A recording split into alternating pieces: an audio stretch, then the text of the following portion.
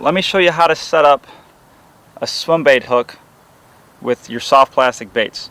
Most of the swim bait hooks on the market nowadays come with this corkscrew piece attached to it.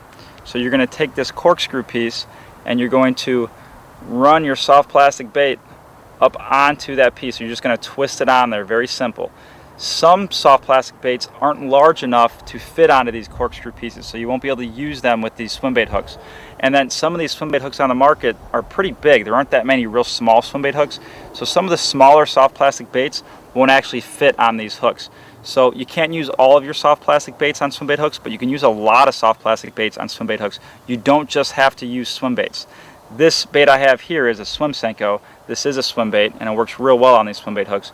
So I'm showing you a swim bait, even though it's a swimming worm, not a typical traditional, swim bait, big fish, like a shad or some other type of bait fish.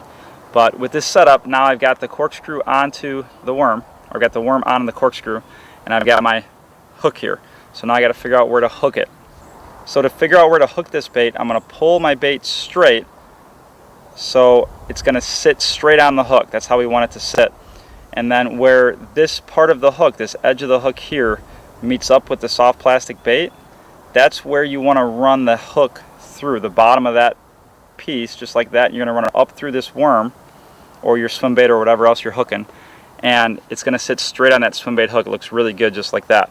But now you can see here there's a little bit of space from the point of the hook to this swimming worm that I'm using. So I'm going to take this soft plastic and push it up over onto that hook point. And they call this skin hooking it. And you can see right there I've got a weedless setup. So I've got my swim bait hook set up, the weight below here, which works really well for swimming all types of soft plastic baits. But you don't just have to use this for swim baits. You can use it on most of your favorite soft plastic worms and other soft plastics out there.